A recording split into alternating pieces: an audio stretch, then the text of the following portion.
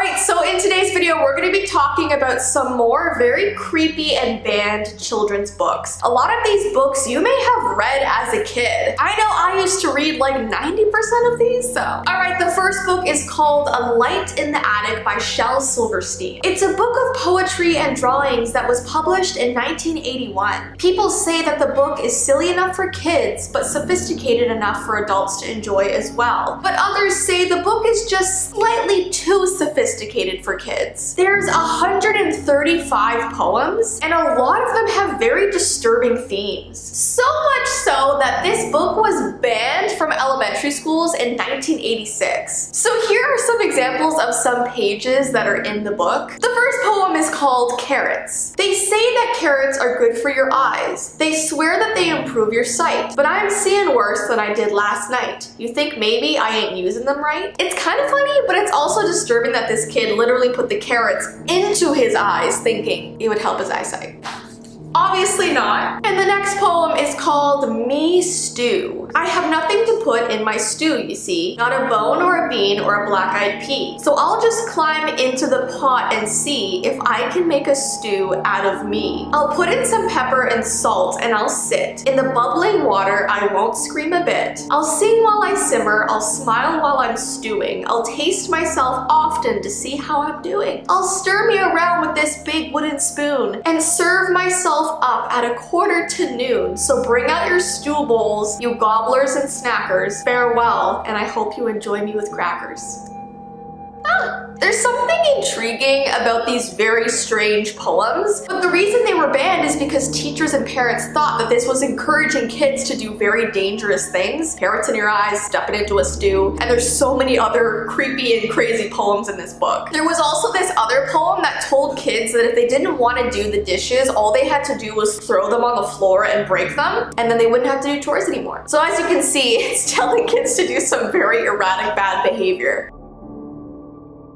Alright, the next book is called The Lonely Doll, and this is the description of the book. Once there was a little doll. Her name was Edith. She lived in a nice house and had everything she needed except someone to play with. So this whole book is basically this doll doing different things around the house. She's completely moving around on her own while her owners are away. So I can definitely see why people thought this book was eerie, especially because it's these old black and white images of this doll moving. But I'm also like intrigued by this as well because I was totally into like the whole Toy Story thing where when you're not looking, your toys are alive, so I love this book. They actually came out with a real Edith the Doll toy for the book's 40th anniversary. So if you want to buy this creepy moving doll, they actually made a toy for it. Alright, the next book is called Love You Forever by Robert Munsch. Now let me just tell you, this book was my entire childhood. The amount of times my parents read this to me before I fell asleep, I can't even count. This book came out in 1986 and it's about the unconditional love between a parent and a child. And when you hear that description, you're like, wow, that sounds great, right? And don't get me wrong, the first half of the book is really, really sweet. And I feel like anyone watching that grew up in the early 2000s or the 90s, you know this book. The book starts off with a mother rocking her child and she sings to him, I'll love you forever, I'll like you for always, as long as I'm living, my baby you'll be. So this kid gradually grows up, so he turns 2. And every night this mother crawls into his bedroom and stares at him. And then she picks him up and sings him that song, which is still kind of normal, not that creepy just yet. I just love how the book literally says she opened the door to his room and crawled across the floor. Are you joking me? What happened to just walking? Then the baby gets older, he turns 9 and starts driving her crazy. But at night, she creeps into his room, picks him up, and sings the same song. I'll love you forever, I'll like you for always, as long as I'm living, my baby you'll be. So okay, he's 9 years old, it's starting to get a little strange, but it's still okay. Then this boy grows into a teenager, and she still crawls into his room at night, picks him up, and sings him the same song.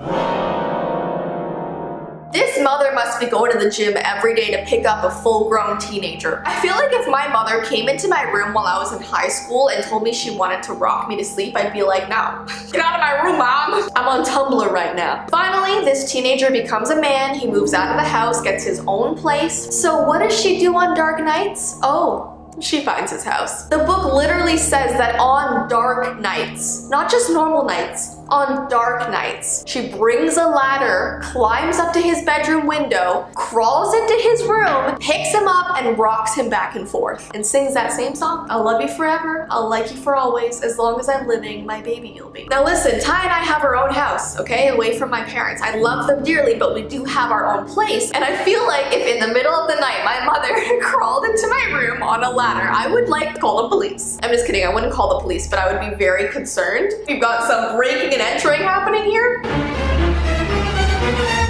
The book goes on with the mother getting so old that the son ends up rocking her and singing the song. And honestly, this part is really sweet. I feel like it ends off on a positive note. Like, she has taken care of him his whole life, and finally when she's too old to take care of herself, he steps in and takes that motherly role over. So yeah, it ends very sweet. It has a very good message, but I feel like all the illustrations and like the weird parts with the rocking when he's way too old to be rocked. So I feel like that's why people find this book to be a little bit creepy. The next book I'm gonna have trouble pronouncing, I'm so sorry. It's called Struwwelpeter. This is an 1845 German children's book by Henrik Hoffmann. It's filled with these illustrated rhymes that are mainly for children, and each has a clear moral that demonstrates the disastrous consequences of misbehavior in an exaggerated way. So these rhymes are very, very creepy and disturbing to read to a little kid. There's frightening tales of children nearly drowning because they're too busy looking up to notice the river in front of them. Another one about these kids that didn't want to eat their pea soup, so they got so skinny that they died. And another story about kids getting their thumbs cut off by a red-legged scissor man because they were sucking their thumbs. So each page is like a creepy story with a picture just aimed to scare kids, to make them behave. The next story is called There Was an Old Lady Who Swallowed a Fly. I feel like everybody knows this rhyme, and let me tell you, this was one of the scariest rhymes that I was ever told as a kid. And I know it's not supposed to be scary, but if you really listen to what the words are saying, what? The song tells the nonsensical story of an old woman who swallows increasingly large animals, each to catch the previous swallowed animal, but dies after swallowing a horse. Whenever someone read this book to me, I felt so uncomfortable, and seeing this old woman's mouth with her creepy teeth eating all these animals? No. First, she swallows a fly, which isn't a very big deal, right? We've all swallowed flies. I could go bike riding and swallow a fly. Like, it happens. I think I actually swallowed a fly like 2 days ago. But then she swallows a spider, then a bird, then a cat, then a dog, then a goat, then a cow, and then lastly a horse, and that's how she dies. You're telling me when she swallowed the cow, she was okay? And that's how the story ends. And like, you want to read me that before bedtime? Excuse me, no. I'm not too sure like what the moral of this book was or like what the point was, but I couldn't read it. And lastly, we have a book called Hecate Peg. This was written in 1987, and in this story, 7 sweet children are transformed by an evil witch into specific types of food, and their mother has to come save them. And the odd thing about this book is that these 7 children are named after the days of the week. So there's Monday, Tuesday, Wednesday, Thursday, Friday, Saturday, and Sunday. Those are the kids' names. They run into this witch who wants to turn them into food, and just as you look through the book, the illustrations are just very, very disturbing and creepy. And obviously the storyline is very startling. I feel like when I was a kid, anything that had to do with witches totally freaked me out. And to see pictures of these kids turning into food? No. So you guys probably know by now that most fairy tales have actually very dark backstories. Like, tons of classic Disney movies are based on old creepy fairy tales, and I've done entire videos on those Disney stories. But the other day I stumbled across this website talking about the creepiest fairy tales that have ever been made. And I knew I just had to make this video to talk about how bizarre these stories are. I cannot believe these were written for kids back in the day. Now, most of the stories I'm going to be talking about come from the Brothers Grimm fairy tales, but some of these stories go back even farther than that. So this first fairy tale is called The Dead Mother, and this is a Russian fairy tale. It's about a husband and wife that lived happily together, and they were awaiting the birth of their baby. Now, once their baby is born, the mother is so happy that she dies. So everyone weeps and mourns, and the man hires an old woman to look after the baby. Now, this baby is screaming and crying all all day long without stopping. It refuses to eat or do anything. But then when nightfall comes, the baby is silent for some reason. So people started to get very curious about this baby's habits. Why did it cry all day? And why, as soon as the sun went down, did it stop? So one day, the husband, the old woman, and some of the townsfolk got together and decided to go into the baby's room after nightfall. Now, as soon as they walked into this baby's room one night, they saw the baby's dead mother, dressed in her bloodied burial clothes, feeding her baby. The dead mother looks at them and sadly puts her baby to bed and walks out of the room. So they ended up discovering why the baby was so silent at night. It was because it was with its dead mother, being comforted by her. And that's how the story ends. Now, there's actually alternate endings that I've heard to this story, but this is like the main one, and it gives me the creeps, but it's also super sad. Alright, this next story is called The Three Snake Leaves, and this one is a Brothers Grimm story. It's about this poor man who decides one day that he wants to work for the king. So he ends up going to war and defeats all of the king's enemies, and basically becomes a hero, and the king takes notice of this. So he brings the hero over and tells them that he should marry his daughter. Now, the king's daughter was a little bit strange. She said she would not marry someone unless they are willing to be sealed up in a tomb with her after she dies. That way her husband would not be able to marry anybody else after she's gone. Now, surprisingly enough, the hero agrees to these terms and ends up marrying the king's daughter. Well, soon after the wedding, the princess gets sick and dies. And as promised, the young man has to be walled up in the tomb alongside her. He was put down there with only some bread, wine, and candles. Well, as he was down there, suddenly this snake slithers into the tomb beside him. So he quickly kills it before it's able to bite him. But then another snake slithers into the tomb and places these magical leaves over the other snake, and the other dead snake comes back to life. So the hero starts to think, what if I put those magical leaves on my dead wife? Would she come back to life? So he tries it, and indeed, his wife's eyes open again, and she comes back to life. But this is not the happy ending that you may think. The wife suddenly declares that she no longer loves her husband and leaves him for another man. Literally after all this poor guy has gone through. And then the wife and this other man that she's chosen throws this poor hero into the water and he dies. But because he was still holding the leaves when he died, he comes back to life and then goes after his wife to destroy her. So wow, a lot of revenge, a lot of weird things going on.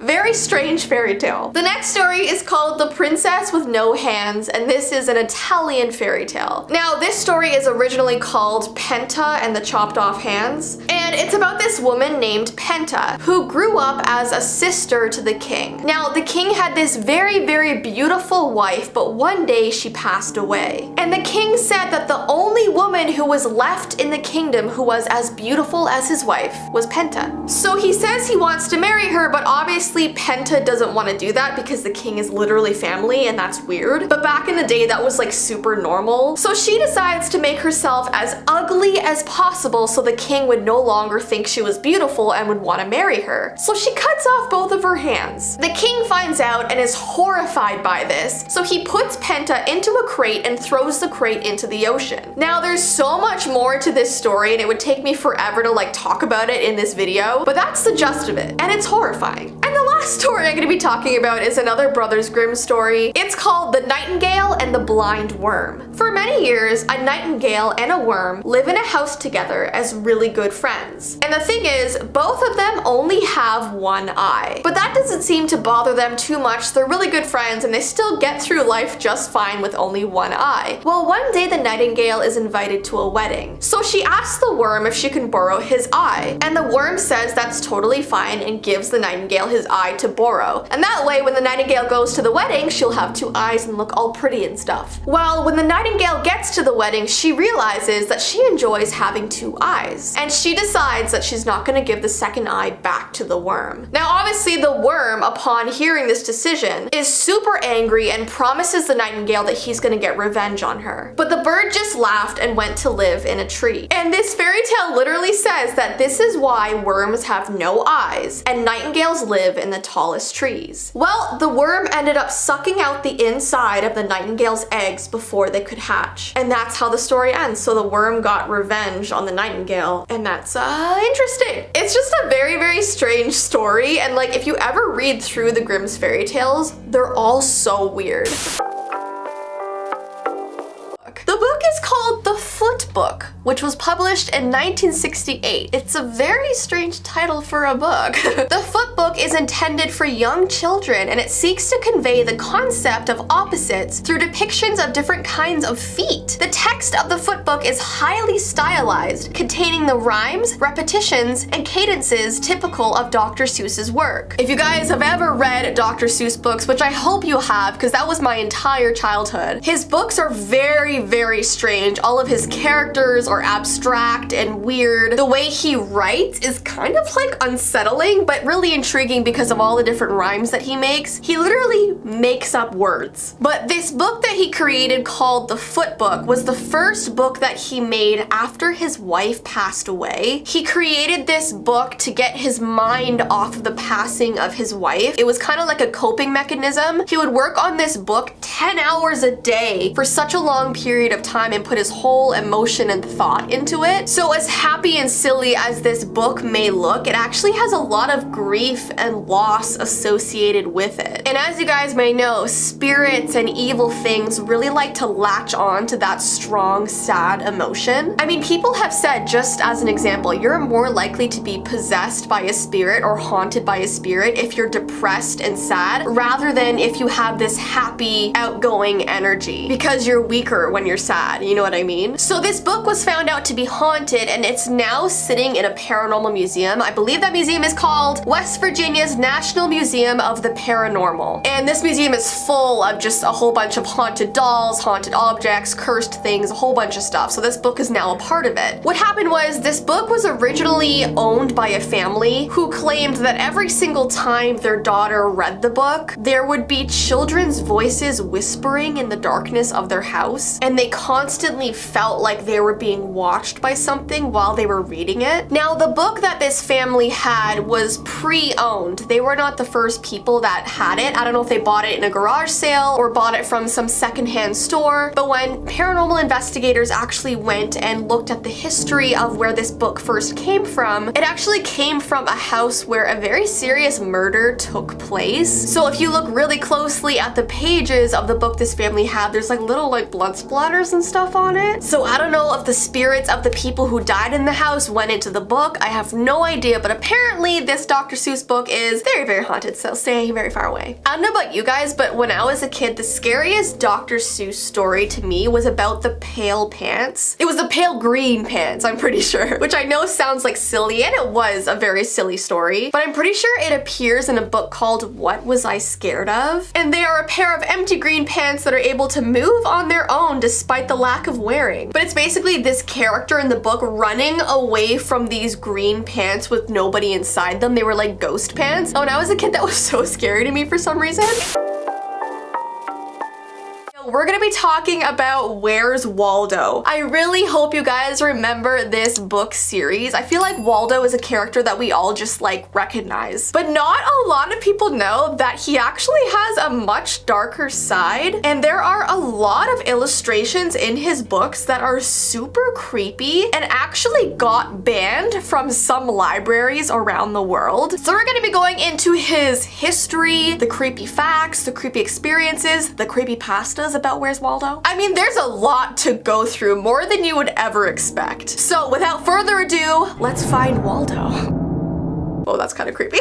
The iconic, elusive man in the red and white striped shirt was first hidden away in 1987 by British illustrator Martin Handford. Martin had been drawing since he was a boy and was particularly fond of viewing and drawing crowd scenes. He felt crowds contained a certain kind of excitement, and he liked to capture it on paper. Now, I am so fascinated by this illustrator because doing a crowd scene would be so difficult, especially if you ever look really closely at his pages, every single person in the crowd is detailed, is doing something different. I mean, that takes a lot of work. So basically, he approached a publishing company in 1986 with his artwork, and he said he wanted to make a book, but the publishing company said he was missing one interesting thing. They really wanted him to make a character that would be a focal point for his illustrations, something that would encourage people to look at the pictures more closely. So that is where Where's Waldo came in, and it's such a genius idea. What's so crazy is that it took him up to 8 weeks to finish just one picture. Each picture was filled with various characters doing tons of entertaining things. Some of the spreads contained upwards of 3,000 to 4,000 tiny figures. And obviously that would take someone a very, very long time to create, as I said. The first Where's Waldo book was published in the UK in 1987 by Walter Books. Now, it was actually called Where's Wally because depending on where you live, Waldo's name changes, which I find odd but fascinating. And these books have been so popular over the years. Over 50 million copies have sold and they're still selling today. So let's get into some really weird and strange facts. In 2011, a crowd of 3,872 people in Dublin, Ireland broke the record for the largest gathering of people dressed as Waldo. So almost 4,000 people dressed up as Waldo and got into a crowd. That's crazy. The next fact that really shocks people is that Where's Waldo is banned in a lot of libraries around the world, actually. There was this one page in a book that he illustrated where it was like a beach scene. And if you looked closely at this page, some kids found that there was a nude sunbather lying on the beach and everyone was like, wait, what? So this book was banned in numerous countries and places around the world. But it has now been reprinted and redrawn to make sure there isn't a nude person on the beach. But like, why would he do that? Like, come on, it's a kid's book. The next interesting and kind of creepy fact is that you can find Where's Waldo on Google Maps. In 2008, an artist named Melanie Coles created a viral game called Where on Earth is Waldo? She basically painted a 55-foot version of Waldo and hid it somewhere. She ended up putting it on a rooftop in Vancouver, and she encouraged people to try and find it via Google Earth, which would take a very long time if you didn't have any clues. But it was crazy because normally you try and find Waldo in a book, but all of a sudden it was actually like, where's Waldo on Earth where we live? The next weird fact is that Where's Waldo has an enemy.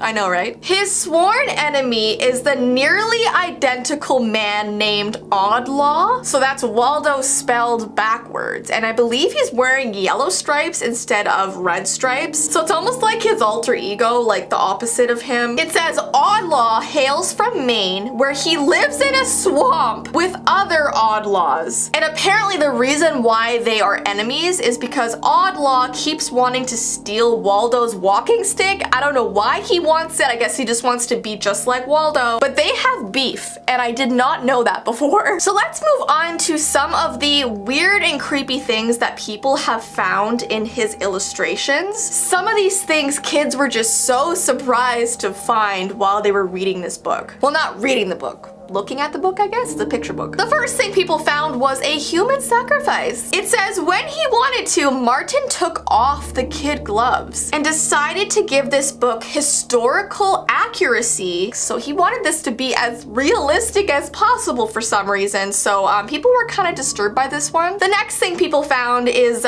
people being tortured at a museum. This is one of the most bizarre scenes that he has done. These poor people are imprisoned at the museum. And not only are they an exhibit, but their long white beards imply that they've been a part of the museum for a long, long time. So people are just watching them being like attached to these medieval machine devices. And no one knows why he decided to include this in the book, but it's there. The next thing is the exploding muscle. So this illustrator, Martin, is known for making like paintings come alive in his Where's Waldo illustrations. But this one went maybe a little bit too far. There is a 4-panel portrait sequence of a bodybuilder flexing and exploding his pumped up bicep and then openly weeping at the sight of his muscle exploding. So like it just shows the process of this guy's muscle just like popping out like literally popping. Next, we have a little shop of horrors scene. There is a kid being attacked by a plant while this lady just like watches and smiles and doesn't really care. But this is like a man-eating plant that they have at this, I don't know, farmer's market or something. Next, we have the oncoming train. This oncoming train is about to obliterate a sleeping railroad worker and a family who is trying to fix their car on the tracks. So this train is coming even though there's people everywhere still, so it's kind of dark. Then we have a human zoo with animal visitors. This reverse zoo that has the humans fenced in while the animals stare at them was a little bit strange to people, but you know, I think he likes doing opposites. Then we have the broken ride. This malfunctioning ride is sending this person flying to their death, and it's headed directly towards a boy who is floating in the sky, so this scene is just very tragic. Then we have just an odd one. It's the reverse mermaid. This reverse mermaid swimming along with a fish top and a human bottom is very strange, and like I said, he likes to do opposites, and yeah, people found that one. So before I get going, I just wanted to talk about a Where's Waldo creepypasta. It's basically about this girl who went to a public library to buy a Where's Waldo book. Well, I guess you rent, you don't buy in a library, right? When she went over to the shelf that supposedly had the Where's Waldo book, she noticed they were all taken out. So she walked up to the library and asked how she could still get one. It says the librarian instantly got this worried look on her face, but she went over, opened a safe on the wall, and took out a book. So for some reason, she had this Where's Waldo book locked away in a wall. It says she took it home and wanted to read it right away. Now, the first page that she opened of this book, it was an image of Waldo, but he didn't look like his normal self. It looked like he was just sad, like about to cry. And when she turned to the next page, it was a satellite view of her town. And written on the page, it said, "Where's Waldo? He's in your town." She turned to the next page and it was a bird's eye view of her neighborhood. Then it says, "Where's Waldo? He's on your block." She turned the page and it was a picture of her street that she lived on. And it says, "Where's Waldo? He's on your street." She turned the page again and it was a picture of the front door of her house. And it said, "Where's Waldo? He's at your door." Instantly, she heard a loud knocking in real life on her door downstairs, but she thought, hey, it might just be a coincidence. She turned the page again and it was a bright picture of her kitchen. And it said, "Where's Waldo? He's in your refrigerator." So she walked downstairs to her kitchen. The fridge doors were open. There was food all over the ground. So then she flipped to the very last page of the book and it showed her exactly as she was standing, but her back was facing the book's page. And all it said was, "Guess where Waldo is now." So he was behind her.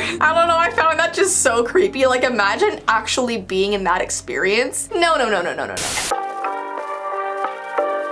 Okay, so let's get right into today's video. Before we can talk about thing 3, we have to talk about what thing 1 and thing 2 are, in case you did not know. Thing 1 and thing 2 are twins from the Cat in the Hat book. They are wearing red jumpsuits with large fluffy blue hair, and like the cat, the things are extra dimensional beings that the 3 of them come to the land of humans to amuse the children of the world. They were released from a red box that the cat brought in to introduce to Conrad, Sally, and the fish. But they ended up causing mischief by flying kites into the house, which bumped the walls and also knocked everything down in their path. But Conrad was able to stop the things with the net. And then they were taken away by the cat, who put them back into the box to stop all of the chaos. Now, I always thought that there was only a thing 1, a thing 2, and no others. But apparently in the Dr. Seuss world, there is a thing 3 and a thing 4, just in case the cat ever needs any extra help, which I suppose is pretty useful. But what if I told you that there are some pretty creepy legends about thing 3? Things that would make you never ever want to meet him. The story I'm about to tell you is called The Hiding Spot. This legend starts off with a mother reading her son the Cat in the Hat book every single night. It was just the book he would always request. It was like he could never ever get bored of it. And he seemed to especially like the part where the Cat in the Hat brought in that big red box, let out thing 1 and thing 2. For some reason, he would just stare at each page after that for extremely long periods of time. And he wouldn't let his mom switch to the next page until he was done looking. Now, she found this very strange, but she just thought that maybe he was super fascinated by the book and needed more time to look at it. Well, Halloween came around and he told his mother that he was going to dress up as one of the characters from the book. So the mother said, let me guess, either thing 1 or thing 2. But the boy just looked at her confused and shook his head and said, no. I want to be thing 3. So she just laughed at him at first and said that there was no thing 3, but the boy shook his head and said that they were one of the main characters in the book. He said that on each page after the cat opens the red box, thing 3 is hiding somewhere in the illustrations. So the mother just thought that maybe he had a very creative imagination, but for some reason that night she just could not get herself to sleep. She was just so curious about what her son had said, so she went into his room and grabbed the book. Now, the first half of the book was as she remembered, but after thing 1 and thing 2 appeared, her heart dropped. She peered around the pages after that to see this very eerie drawing of this creature crouched behind furniture in the house. It was wearing a red jumpsuit with the 3 on the front, with this disheveled blue hair that was falling out, and it had the widest grin imaginable. On one page it was hiding behind a chair, on another page it was hiding behind a bed, on another it was peering through a window, and her son was right. In order to see him, you really had to be looking, which is why most parents probably never noticed. But this is where the legend gets really creepy, because apparently Dr. Seuss didn't make him for parents to find. He did not want adults to see him, he only wanted the kids reading the book to see him. Because apparently once an adult finally sees, thing 3 gets very angry and there's no telling what he might do. Well, the next morning, his mother was woken up to this loud scream coming from her son's room. She jumped off the bed, ran down the hallway to find her son's room completely a mess. The furniture was overturned, his clothes were spread everywhere all over the room, the wallpaper was torn down the walls, and her son was just sitting up in bed looking absolutely horrified. She asked him what happened, and all that he could do was point across the room. The mother followed to where he was pointing and saw a shadowed figure crouched behind the chair under his desk. She could see the blue hair and the glowing whites of his teeth as he smiled. And that's how this ends. So yeah, after hearing this story, you probably shouldn't go back to look at your Cat in the Hat books, because thing 3 is meant to remain there, never to be opened or unleashed. And if you ever find that one of the rooms in your house suddenly gets super messy, suddenly in disarray, I suggest you get out of there as soon as you can.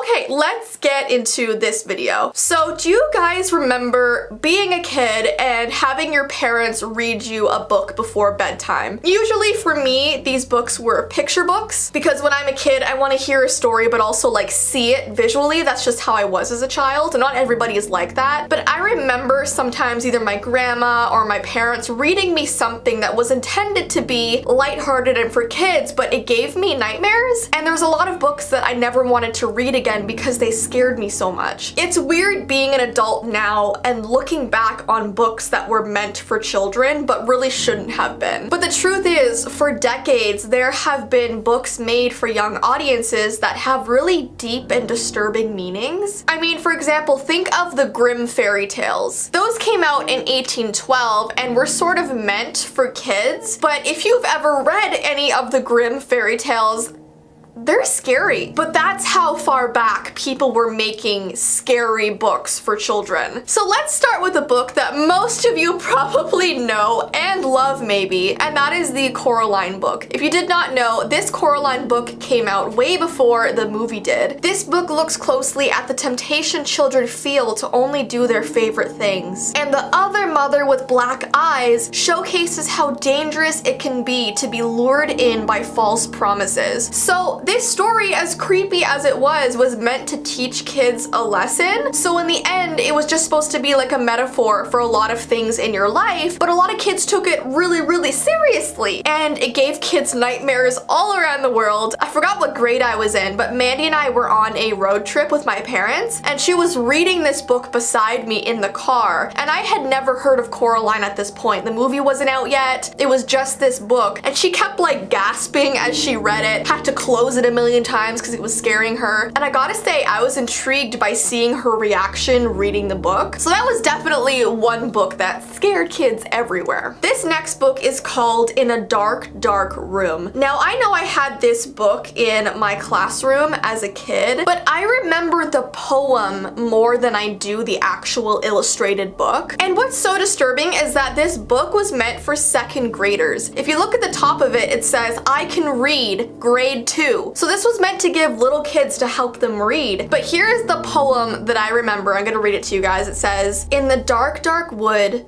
there was a dark, dark house. And in that dark, dark house, there was a dark, dark room. And in that dark, dark room, there was a dark, dark cupboard. And in that dark, dark cupboard, there was a dark, dark shelf. And on that dark, dark shelf, there was a dark, dark box. And in that dark, dark box, there was a ghost. And I remember when the teacher would read us this, she would be like, there's a ghost, and everyone would like jump in the classroom.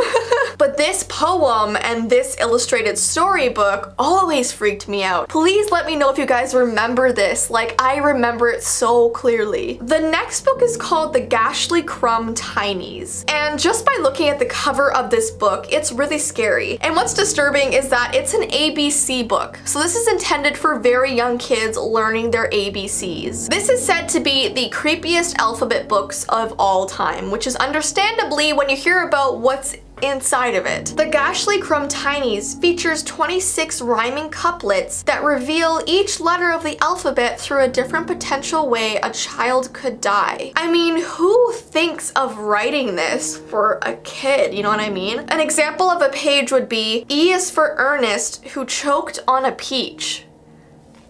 What? What and why? Another one is F is for Fanny, sucked dry by a leech. So literally every letter of the alphabet comes with a child's name and the way they could die or did die. So that is definitely disturbing. I kind of remember this book as a kid, but I feel like the adults in my life tried to keep it away from me, understandably. The next book is called The Witches, which I definitely do remember. This is arguably the most terrifying children's story. In fact, I'm pretty sure this book had to be taken out of my school library because so many kids were freaking out about it, parents were complaining about it. It's basically about this world where a bunch of very ugly witches hunted down children. That's literally what the book is. The witches in this book make numerous attempts to hide their true physical features so that no adults will discover what they're up to. And these witches would turn the kids into mice and little creatures, and it was just like a very unsettling thing to read when you're like 5 or 6 years old. The next book is called The Dollhouse Murders. Why they would make this book for young audiences, I have no idea. Basically, there's this little girl named Amy, and she goes and climbs up into her aunt's attic and she finds a dollhouse. And the dolls don't just move on their own, as if that's not scary enough, but they continuously reenact her grandmother's murder, which took place in the house years and years ago, but these dolls just keep replaying it in a cycle in this dollhouse. And I think it's supposed to like uncover what really happened to the grandma, and it just kind of went down in history as one of the scariest books for children.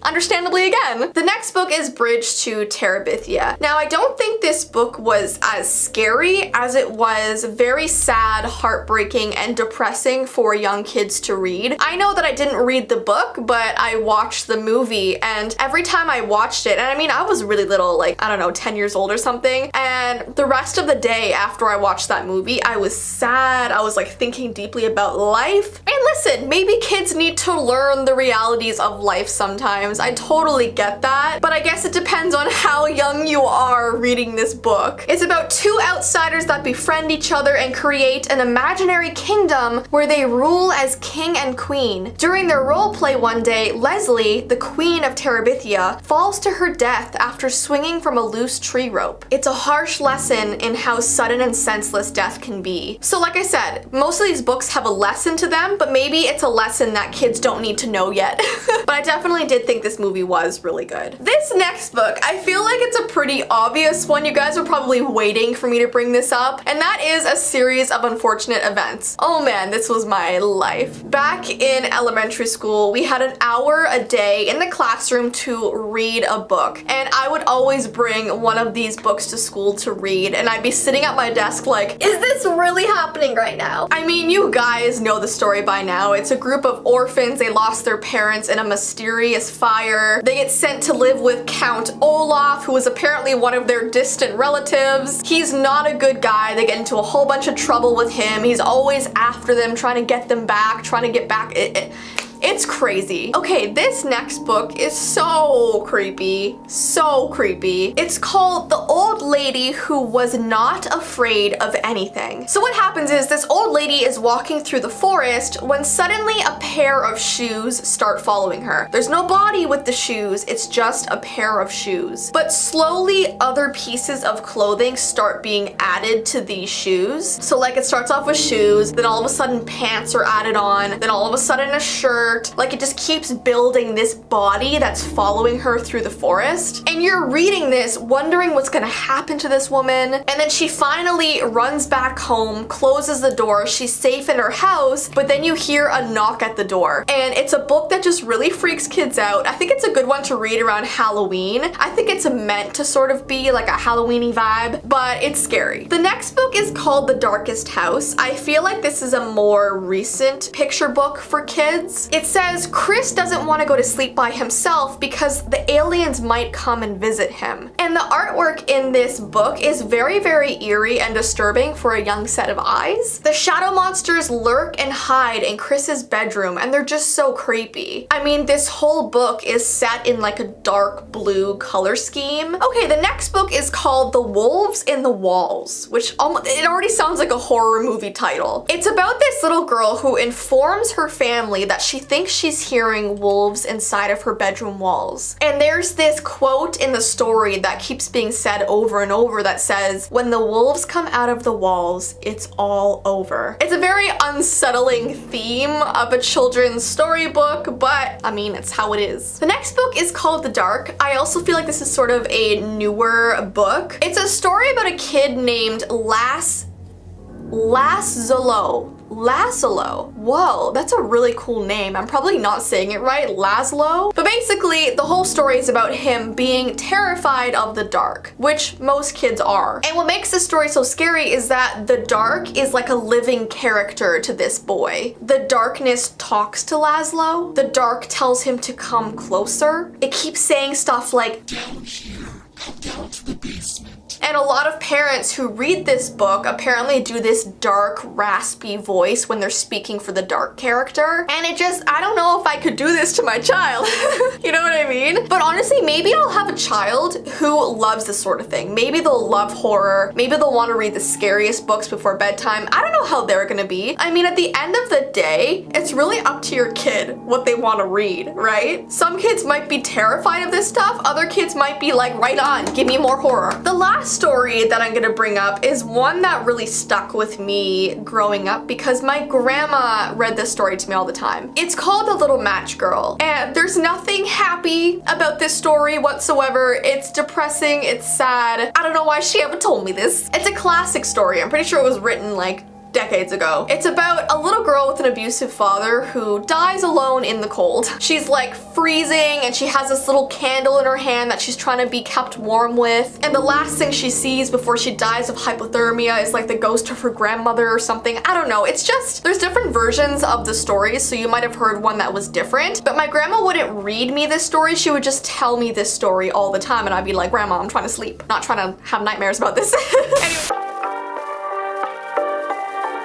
Okay, so this first book is a picture book for kids, but it's also a dictionary in a way. So on each page it has a word and then an illustration that goes with the word and then a description that goes with the word. But the thing is, these aren't just your regular dictionary definitions. These are like really creepy sentences that no kid should have to read. I can't show you all of these in today's video, so I selected a handful of them. So the very first word is alone. So it's like a picture of an empty front of the house, and it says, Linda's parents went out and she is alone in the house. She believes she is the only person in the house. She thinks there is nobody else in the house. Like, are you kidding me?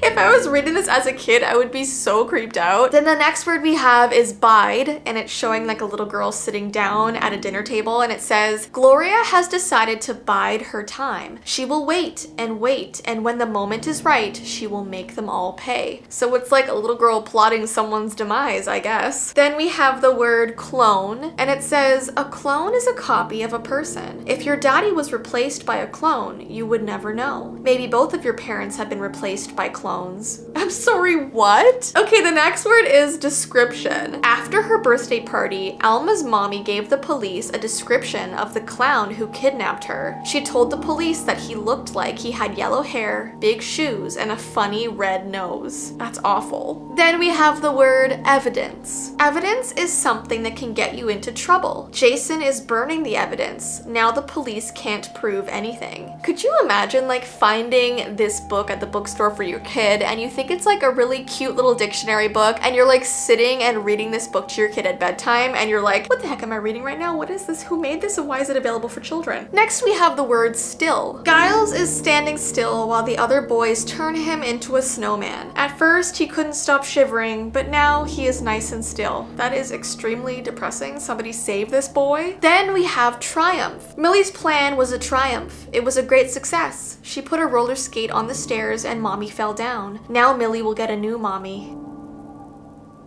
This girl needs a timeout or something. Then we have until. Ricky played in the attic until midnight. He stopped playing at the time. Then his mother came with the key to let him out. That is awful. I want to know, guys, if your parents got you this book as a kid, would you love it or would you be scared? Comment down below. I think it would be cool to own this book as an adult because it's so weird, but as a kid, it would have ruined me. And then lastly, we have wave. Chip likes to wave at cars. He moves his hand back and forth in a gesture of greeting. He likes to do this because sometimes the drivers are stupid enough to wave back. So he's like out there distracting drivers so they run into like poles and trees and stuff. That is awful. So I guess like most of these are like just crazy, creepy kids, right? And what's scary is that this is like only a quarter of the words. There are so many more. Okay, and then I found another book, and this one is called the Flat Man book. So before Slender Man, there was Flat Man. And this was a children's book that was written in 1988 by Rose Impey, and this story caused so many kids to have nightmares, and you're gonna see why in a second. The Flat Man is a monster that creeps into your room at night and hides in the darkness, waiting for his chance to strangle you in your sleep. You'll start off by hearing a soft tap on the window, and you'll try to tell yourself that it's just a tree branch tapping against the glass. But deep down inside, you'll know it's the Flat Man. He's trying to get in. His bony fingers scrape against the window frame. He squeezes himself through the cracks, and he slides across the windowsill. It says that he's so thin that he can creep into your room without you knowing. And it also says that you can't keep him out. So he can get through the tiniest crack under your door, in your window. It doesn't matter if you've locked yourself in and everything is closed, he will get in. You peer into the darkness trying to catch a glimpse, but he's too smart. If you turn on the light, he hides behind wardrobes and curtains. He's always one step ahead. But it says that when you breathe a sigh of relief and turn your light off again, he emerges from his hiding place. It says that the Flat Man is afraid of the light, so he lurks in the shadows. He presses himself up against the wall because, like I said, he's like this thin, so you'll never see him. And he just creeps in the corners of your room until you fall asleep. And all of this is being described described in this kid's book with illustrations. Like, imagine your parents reading this to you before you go to sleep. It says the moment you relax and close your eyes, the flat man will slide across the floor and slip under your bed. You'll pull the covers tightly around you, trying to protect yourself, but nothing can protect you from the flat man. And as you lie there on your side, you can feel him come up behind you, lying beside you. You'll feel the chill of his breath against the back of your neck, and you'll lie there too scared to move as his paper-thin arms start to wrap around you. And as soon as you fall asleep, his thin little hand will creep up to your mouth and will cover it, and you won't be able to breathe.